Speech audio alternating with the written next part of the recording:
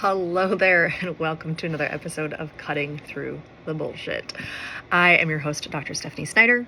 I am a high-performance mentor. Through my unique blend of strategy, mindset, and intuition, I help men and women to cut through the BS in order to create the life and business they desire. So let's dive into today's topic. This is a juicy one. We're going to talk about emotional intelligence.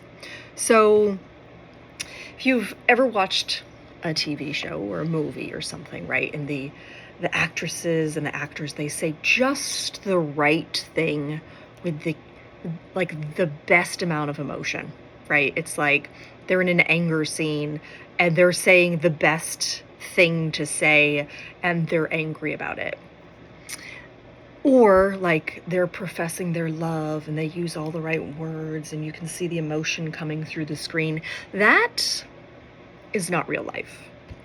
See, because when our emotions are high, our intelligence is low. And when our intelligence is high, our emotions are low. And sometimes we can get here where we're pretty even-keeled. Our emotions aren't taking over. We can think things through, right? But oftentimes when we're in the heat of a moment about something, our emotions are way up here and we stop making sense. We just ramble on. And if we're frustrated or annoyed, right? Go back and listen a couple episodes ago to it's not really about the socks, right? Like when our emotions are really high, we get frustrated, we get annoyed, we get angry about something. We don't always make sense. And we tend to rattle off things in the moment that feel good to just spew, and we end up word vomiting all over somebody because we're annoyed. And because we're annoyed, we then bring up all the other things that we're annoyed about, right? I'm sure we've been there where you've been in an argument, you've been upset with somebody, whether it's your kids, whether it's your spouse, whether it's a family member, a friend, whatever, right? You've been in the heat of the emotion that you've said a whole bunch of things and you're like, oh crap, I need to take that back. Or like you totally forget what you actually say because you're so worked up. This is where we need to practice the emotional intelligence. Now, I'm going to preface this by saying I am not perfect at this. There are still times where my emotions can get the best of me, but I have certainly come a long, long way from where I used to be, right? I remember when my older two were younger and I was really struggling with myself and my self-worth. I was actually going through a little bout of depression, and I would just be on a tirade, just screaming for the sake of screaming, right? Kind of a thing.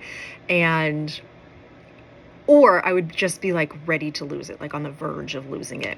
And my oldest daughter, she'd go, "Mommy," and I would be like, "What?" Right? And I would just be nasty. And she'd go, "I love you."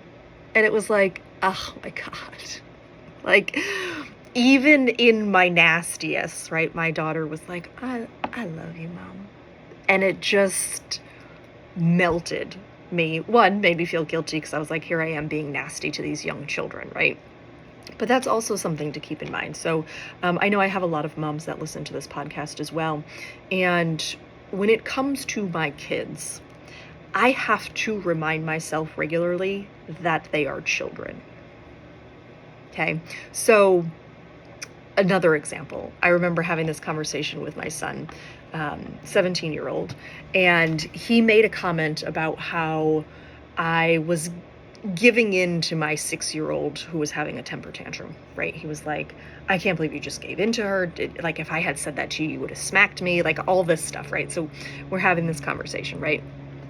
And I stopped him and I said, honey, remember earlier when you were upset with me about X, Y, and Z? And he goes, yeah. I said, that's a 17-year-old version of what your little sister just did.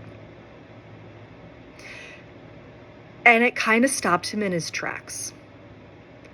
And he was like, no, it isn't. And I said, it is. It's the same. She's just doing a 6-year-old version of it because she doesn't know how to have a good handle on her emotions, that she's an emotional little thing that just runs around, right? And this is what happens when we don't practice emotional intelligence, is we become our 6-year-old little self that just runs around and spews out nonsense all the time, right? Like whatever feels good, that's where we hang out at, right? Now, this is not to say that we shouldn't feel our emotions. Our emotions are very, very helpful. It's the things that we can say in the heat of a moment that can mess it up. So what I like to practice for myself is, okay, one, am I noticing that my emotions are getting too high and I need to step away from this situation? Yes, probably. Let me leave the situation. Let me end this conversation before I say something that I don't want to say, because I can't unsay it, right? Once it's out there, it's out there. And so if I feel myself running high emotionally, and I'm aware of it, right? Because sometimes I just run high emotionally. I'll take myself back. I'll say, you know what? I just need to leave this situation. And I can always come back and say, you know what? I was out of line. I apologize for what I said.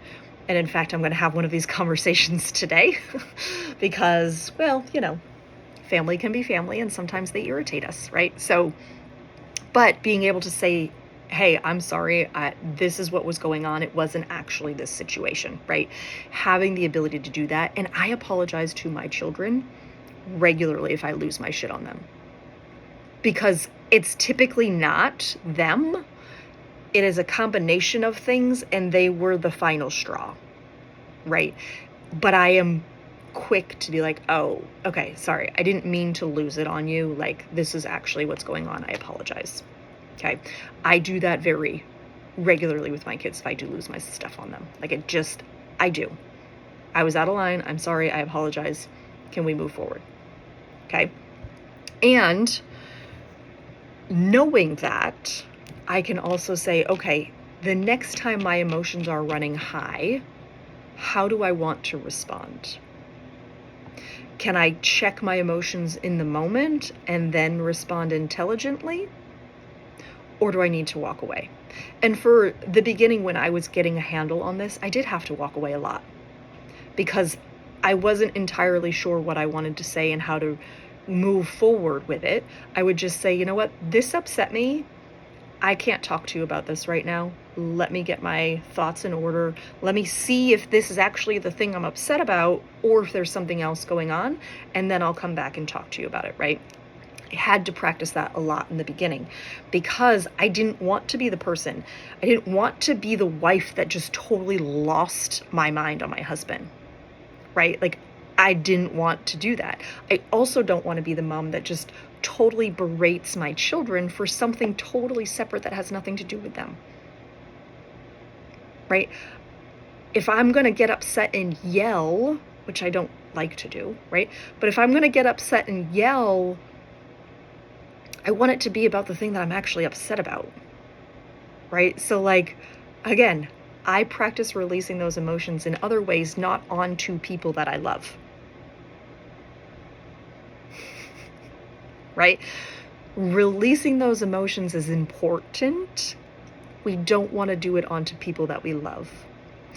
But unfortunately, this is what we do so often because the people that we love are our safe people. So I have a great relationship with my older brother, and I will be fuming over something. And I'll give him a call and I'll say, hey, can I just vent?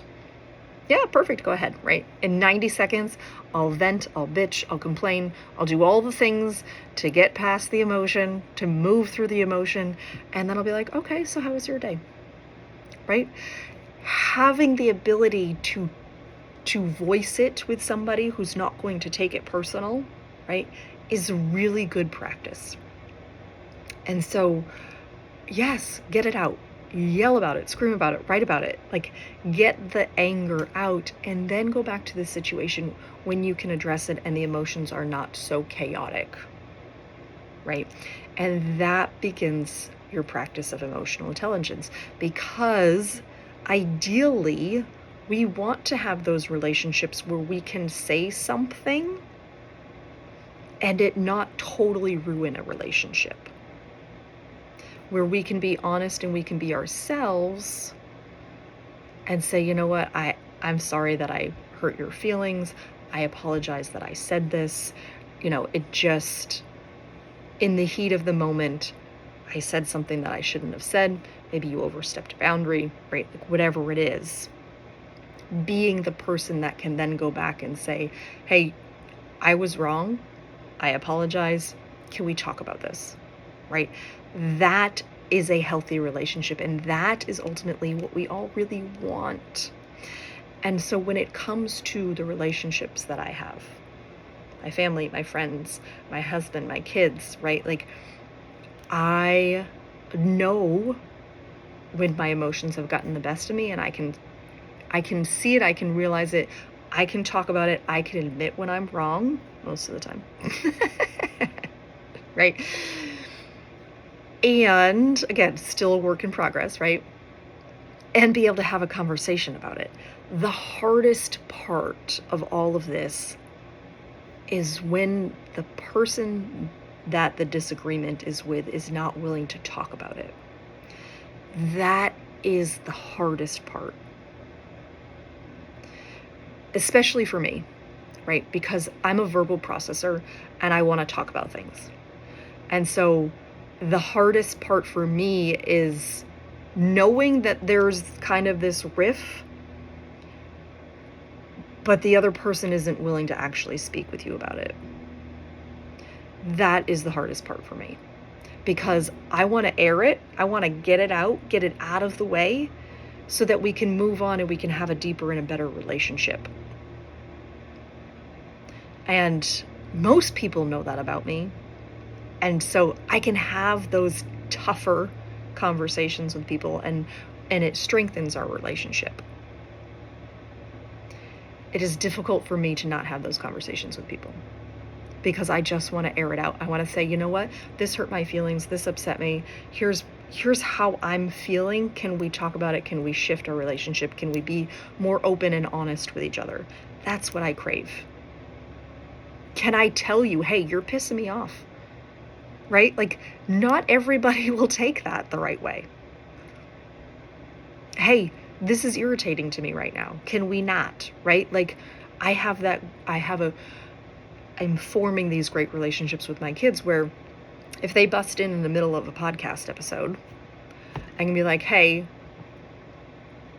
did I tell you that I was recording a podcast? Yes. Was this life or death? No. Okay, so what can we do next time? Right? And I'm having these conversations with my kids, right? I mean, perfect example, my 9-year-old is getting to this point where I've noticed with one of our good friends, they also have a 9-year-old, and we can see that their energies just start to clash. And so we've given them permission to say, you know what, we're done, we need to go home, right? Like, we need to separate ourselves before we say something that's hurtful. And I've had these conversations with my 9-year-old, like, at what point did you start to get annoyed or feel frustrated or angry? And she would tell me, and I say, okay, at that point, that's when you come get mom. Don't say something, don't take it out on your friend. Come get mom. We'll talk about it. We'll have a conversation about it. And then that way we're not doing any hurt feelings. We're not doing a tit for a tat kind of a thing, right? Like, we're not making the situation worse. And that's important for kids to be able to notice when their emotions are getting high and they start to respond from that place of emotion, as opposed to being like, you know what, this is not actually how I want to treat my friend. This is not how I want to treat my sister or, my mom or my dad, right? Like, how do you actually want to treat the person in that situation? And you do have permission to step away from the situation. Hey, I can't do this right now. I will come back when I'm ready. I can't have this conversation right now. I will come back when I'm ready. Which also leads into that couple podcast episodes back, I shared about, is now a good time? So instead of saying, okay, I can't talk about this now, and then being like, okay, now I'm ready to talk about it, you can say, you know what, I was really upset at that situation. Can we talk about it now? Is now a good time? When is a good time where you and I can address this? And then you're not bombarded by it.